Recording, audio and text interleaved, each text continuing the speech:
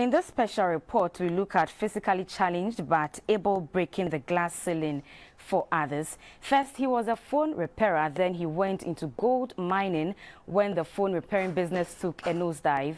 This was another unsuccessful venture, so he resolved to try his luck this time around with shoemaking, and this has turned his fortunes around. This is the story of Francis Zuta, a 46-year-old physically challenged shoemaker, bringing hope to others through his craft. Our reporter Beatrice Sanaji has visited his mini manufacturing shop. As fate will have it, Francis Zuta, who is 46-year-old, is physically challenged. He was not born with a disability, but had measles many years ago, hence his condition. As the saying goes, disability is not inability, and Francis has learned a craft and owns this mini shoe-making hub here in Kasoa. After trying his hands on many businesses, he sees this as a game changer for him and his family. He briefed me on his humble beginnings. Through the practice of radio, television servicing, I turned into mobile phone repairs. So I became a full mobile phone repair, and I was doing that to take care of my 4 children. His day at the shop begins as early as 7 a.m. Francis started this shoemaking business with 500 cedi. He worked alone for some years and then opened his doors to recruit other physically challenged persons on the street and trained them in shoemaking. He walked the talk in this regard. When I'm moving or I'm walking on the street and I see these beggars on those kind of things, I feel very bad. Because sometimes you'll be moving around and somebody may think you are a beggar, so they want to give you something. Whereas maybe what the person is giving you, you have enough than that.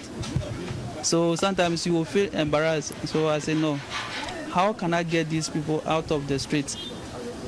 So I decided to create something like home for them. I don't have much to do that. So I begin with the sandals making, and then the phone repairs. I begin with that one. Francis started out with about 20 physically challenged persons learning the craft, but the number has dropped to 5 apprentices. He explained that most of his recruits have faulty wheelchairs, which make it difficult for them to commute to work every day, considering the distance from home to work. The movement is a problem. The movement, they are up going and coming.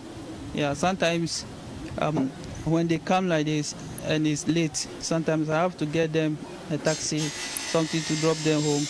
And this place too is not all that kind of busy here. So sometimes your manager gets something small, then you give them something also small to manage for themselves. Sandals at Francis's shop are on sale for between 50 and 100 Ghana cedis. But even at this price, it is difficult getting customers sometimes. As at now that I'm talking to you, I'm not looking at the profit, but I'm looking at how to bring people close to me and then teach them the handwork. Richard Dapa is an apprentice at Francis Zuta's shop. He is also physically challenged and keenly learning the job. To Richard, Francis Zuta is a mentor who has impacted his life and has also changed his perception about his ability as a physically challenged person. During the lockdown, we find things difficult for ourselves. So tea was not going on, so I'm the hope. And he called me that when the business is not moving anymore, I should come and join him here, so I will wait to start something. So that's how I came here and start my learning this one. These are their challenges. If you have wheelchair, you can't come. It's difficult, so unless you have somebody to push you. So I'm planning how to raise money and then buy a cement, then do the place and then change the entire environment, either to do some renovation here so that it will be suitable for people with disability. The story of Francis Zuta is a true reflection of a quote by American retired biker racer, filmmaker and writer Jamie Paulinetti, which reads, "Limitation live only in our minds, but if we use our imagination, our possibilities become limitless." From the above, many people with disabilities show great determination and dependability. Francis is calling all persons with disability to inspire others by changing their story and breaking the glass ceiling. He's also calling on willing organizations to invest or partner with him to expand his business, which will in turn create avenues for persons living with various forms of disability in the country. If you can master one craft as someone who is physically challenged, the sky is a starting point for you, just like Mr. Zuta has done. Knowing one thing and doing one thing very well is a starting point for you. Disability is not inability. Let's come together, learn something and build ourselves and help our nation grow.